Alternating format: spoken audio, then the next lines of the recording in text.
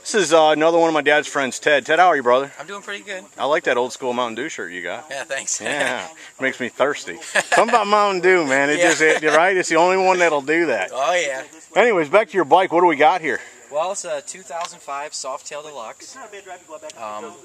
I really like it because I'm not exactly a tall person, and sits really low to the ground, so I can touch flat-footed on both sides. Now I notice it does sit low there in the middle. Is that something you've changed, or is that just the way they come? No, this is the height and the seat. Everything on here is 100% stock. That's the seat that came on there. I think they had that seat stock through 2008, and then they changed it to one that does sit a little bit higher. Right. But yeah, that's all stock right there. Yeah, no, this looks like riding this is comfortable. You kind of sit down in a and the center of gravity's real low. I can take my hands off the handlebars for if I need to zip up my coat or something, and I just you feel completely in control. What's this thing weigh? To be honest, I'm not sure. I think it's around 650. I think really? That's what it weighs. Yeah. They look heavy. I know if they fall over, they're a pain to get up. Oh yeah. It's quite heavy. Come get a friend, right? Yeah. How much have you done? Any work to the motor or anything? Nothing to the motor. Only thing I did change the exhaust on it. I put on Vance and Hines pipes. Right. All the way from their full-length exhaust. They're the Vance and Hines long shots. Right. And the reason I did that also is because the stock exhaust, one is above the peg, the passenger peg, and one's below.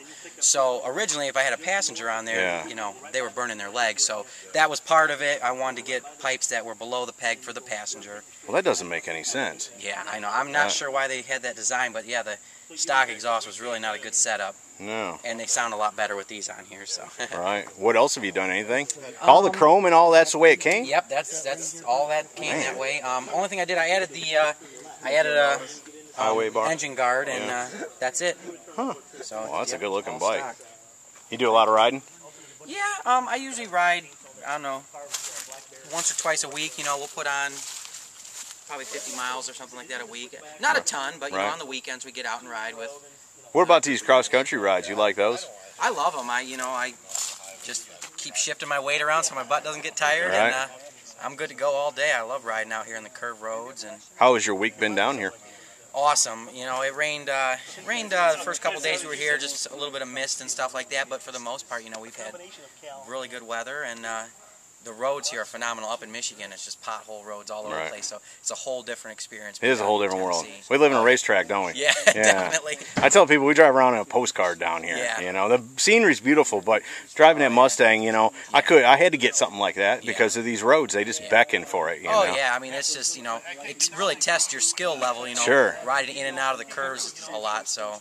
Well, and actually, if you come spend a week or two down here, it probably improves your riding skills, like you say. Definitely. You get home and, you're just riding flat roads or straight. Well, on that note, too, yeah, as far as the curves and stuff, being up there, I feel like how fast I can go into a curve and stuff has all changed. Right. I really feel like I get quite a bit faster, and just feel more in control than up north, You've pushed the limits, right? Yeah, you had to. Exactly. Down here, and you had the opportunity to keep doing it over and over, so you didn't have to go make a corner and drive back and make a corner. There was another one right after it. This is beautiful. Yeah. What was your favorite ride down here?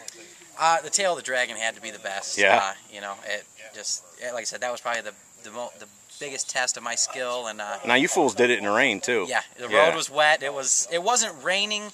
It was a little bit of mist, but the road was wet, so it was a little bit, a little scary going to some of those corners, but And Dad said you and him broke off from the rest of the group just so you go fast. We did, yeah. We took the lead for a while and ended up catching up to the group in front of us, but we pushed it pretty hard for a little bit there, probably 6 miles of it at least. Cool. So. Well, good, man. I sure appreciate y'all coming down. Glad you had a good time. Yeah. And take one more circle around this if you don't mind. Oh, go right ahead. Teddy, I appreciate it, brother. Thanks. It's a good-looking bike, folks. How these Harleys got so much chrome on them. You never know what they've added and what it came with, but it's a good-looking bike. Cool. Hope y'all enjoyed it.